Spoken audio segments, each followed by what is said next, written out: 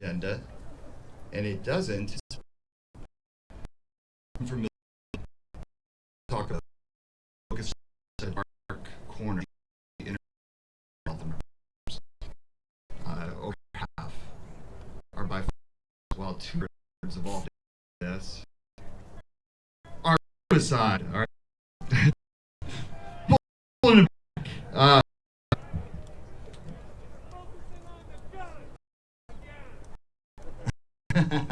No, so half of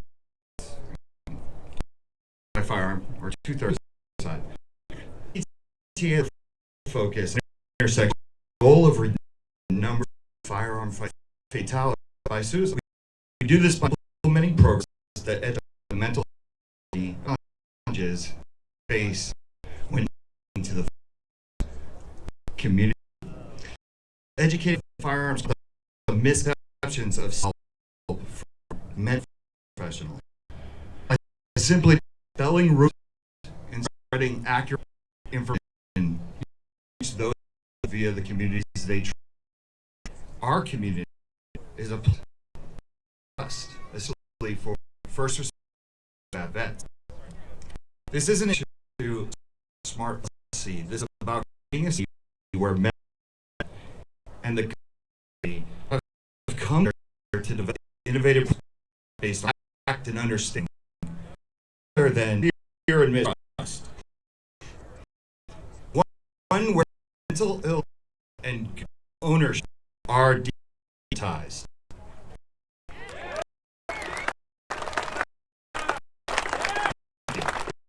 I hope I come back there. So we Alliance is local mental health organization in America to prevent suicide. We conduct retreat shops. We share accurate information. For those who also brought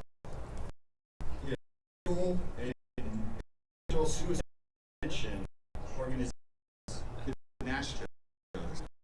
This because not only do they educated about firearms, we also educated about mental health and human engagement process.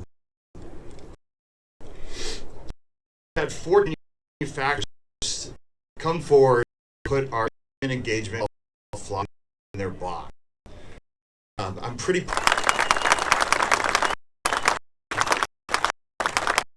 Something we shout out of organization is art. It we created within to show to the country. We're doing than you more than and talks to stand us far too like gunners. They fail, and they thought we did, and perception was already. Not only were we doing something, but that is the most important. I want to leave you with one member. We don't have legislation to save lives. We can matter to our own hands and either.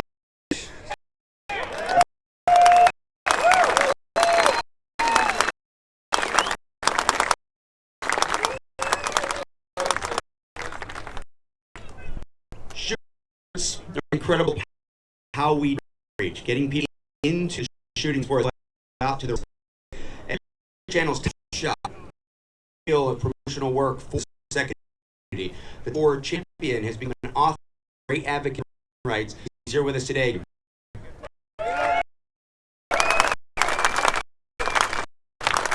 Good afternoon, everybody.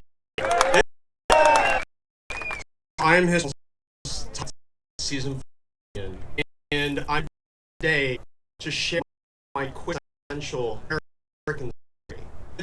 This story it can only happen in America because of the sentiment. And my experience on top was one where no one else in the world can a random guy who's a taught amateur go and win $1,000 in guns and buy more guns, which is exactly what happened. Where else in the world an average citizen go on a show and a lot of cash? I got a job at Google. Be a professional shooter for 3.5 years. I gave working for successful company in the world because I wanted to be, but it was to be one of us. Be proud of American gun owners, and I'm incredibly thankful for our country and the opportunity the Second Amendment has provided me and provided us.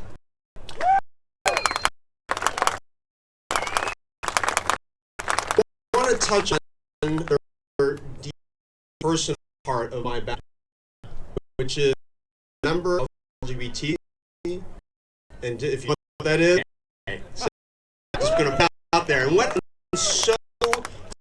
been so terrifying for me is to be a gay guy in the gun community. Nobody here cares that.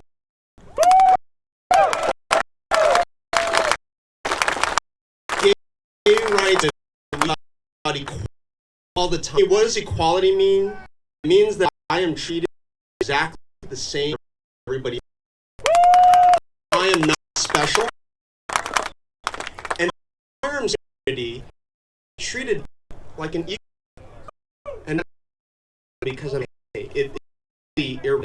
And that's been such an experience. And one thing that I want to share with everybody about the community is involvement in projects and rallies like this. And it is being present and being out as gay people. Here we are as gun owners. And the parallel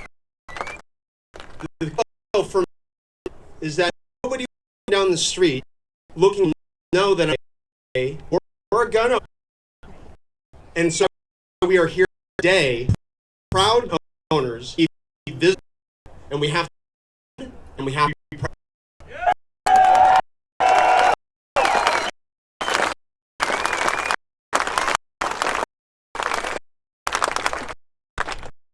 But what I wanted us is how our is trying to suppress our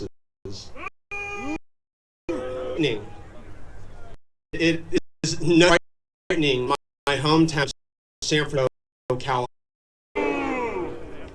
Months ago, San Francisco organizers a domestic terrorist organization. An incredible, reckless, and irresponsible decision by local city government. With that solution, by the terrorist group, and I took it personally, that my government is trying to call terrorists. We've got to on the crowd. All right, the government is trying to us as terrorists, trying to silence us. They're trying to shut down debate, discussion. They don't like guns, our freedom. And it is incredibly important, impactful. We are here today to government that we are a. We are. We are. We are. We do.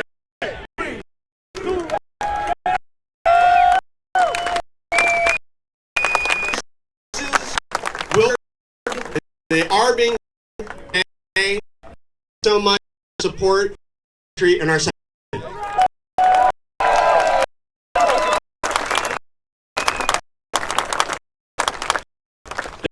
I wanted to try through this, everybody what to do, but in the interest of what we came to do today, everybody on the sideline here, and every sidelines press in for some of the from up top here. We want to rep how many loving Mariners are here. So we get everybody in for the next half photo op the media. Next speaker, truly one of the leaders in the so many different legislative leader, political leader, grassroots. He runs the industry consulting group. Is at the huge for decades, Pennsylvania, Prince.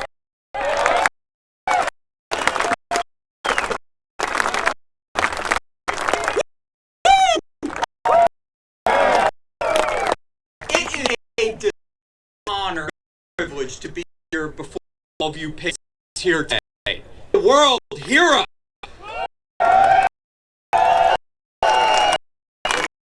Now, a couple minutes. Rest me this even to cut it a little bit, but adage, you give a microphone, all bets off. I know Rob worried, right?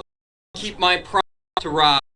It's truly a bad day when we have to go here to demand all politicians honor inalienable right to keep and bear arms.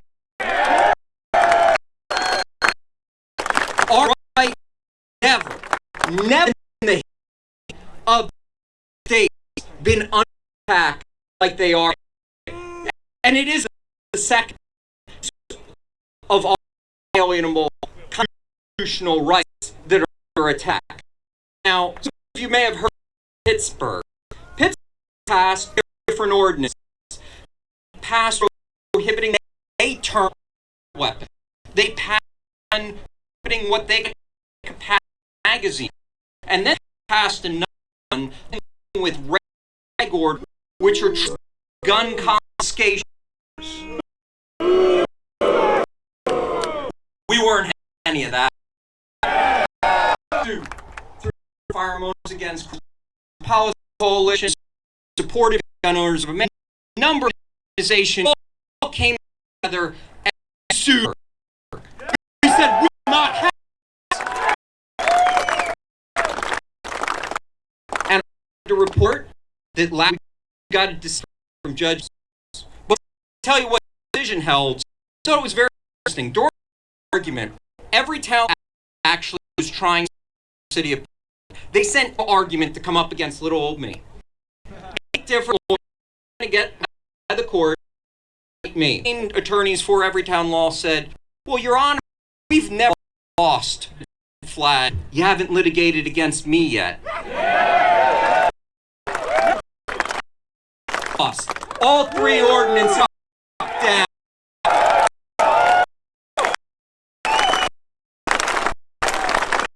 But it didn't end there. No, I find out this. The executive officer of Allegan County and the mayor have taken action to ethics complaint against Judge James following.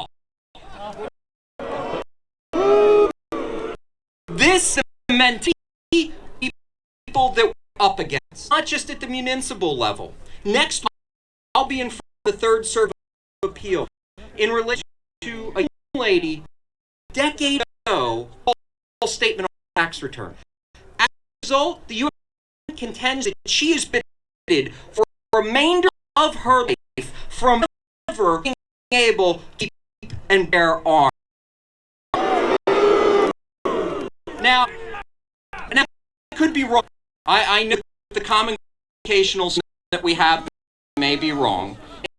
I see a member in class that there was a major fought taxation where founding fathers used tax, took arms against the king, successfully defeating.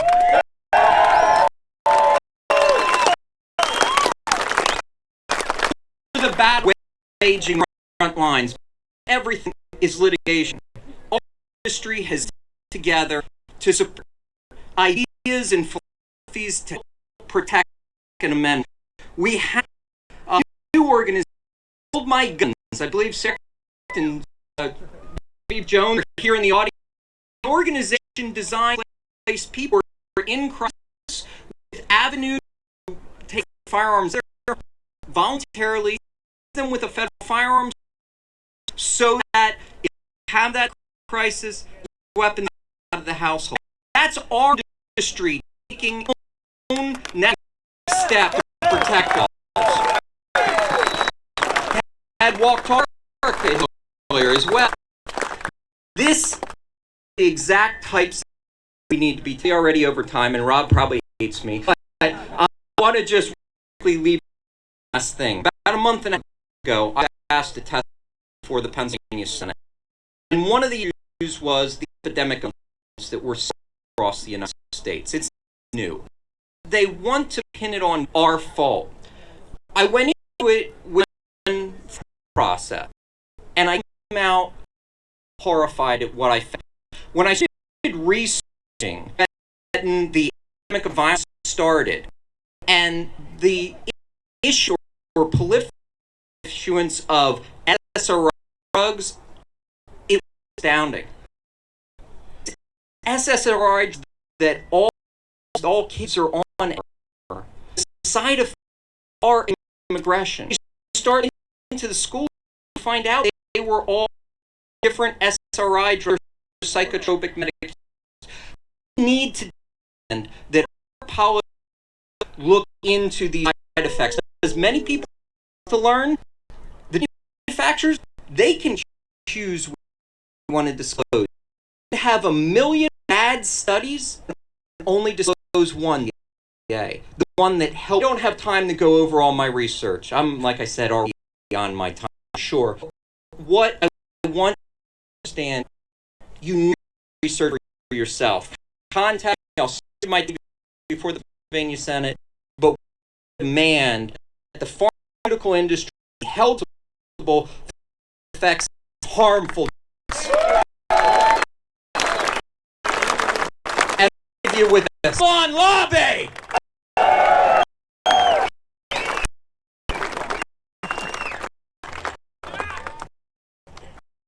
All right, our speaker, another one of the leaders, very well, our community across our country. This one from Carolina, Dylan, Milk Service, and she's going to talk to us today. Amy. Good everyone, and thank you for being here. I'm Amy Dillon. I'm a generation Filipino, United Marine Corps veteran, firearms instructor, writer, host on the Society podcast and Second Amendment DC. To be a big month. Not only are we here at the Second Amendment, this is an amazing out, by the way, amazing. But in the month for Day, and it's the. Do we have any active duty or foreign crowd? I want to thank you for your service. I want to thank all of you for your service, because being today, standing our right, is service country. Being a Marine Corps veteran, I do this with a typical rating. Fidelity. And Corps motto, and it means always fit. It's a signified education individual Marines have to the country to their fellow Marines. It's a way of life. It's not negotiable. It is not relative. Absolute. Marines put themselves on mission and they're dedicated to accomplish it. But what does it mean for all of us being faithful to our consequences and faithful to service? I'd like to share a piece of my history, and I sharing with you all means so much to me, especially the passing of my Cesar Carpio just this year. My grew up in the Philippines. During 1940, the Philippines entered into World War II when the Imperial Army attacked and tried to set them. My grandfather, Rico, by fighting with the States Military. He World War II never came. Missing in 1942. All of this, the Japanese Army World War II in the My dad, who was 7 years time, fled with the family, mounted to escape for several months. Tyrannical government destroyed their home. During the story, I was growing, forced the love of freedom, country that I have, and it's because that I'm a patriot. Not just I read in a book or movie. This is my legacy. It's choose to. I was only one generation from the tyrannical government, destroy the country and my ignorance. Don't want to ever worry about happening here. It's why we live in the greatest country in the world, and it's the second is the when we have an opportunity to talk about the second and why it's important. I hope you'll remember the story, all of our stories, and join us to defend our rights so that we, the people, we self-earned people, will continue to be a free nation because it is our legacy.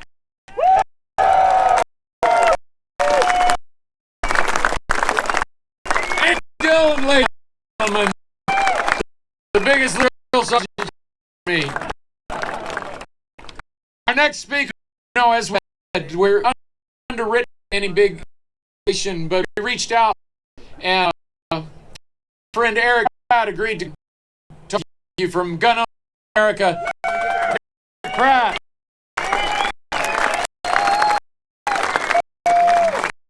Hey, of America, what we do? I am glad that you're here today. Thank you for being here. Governors,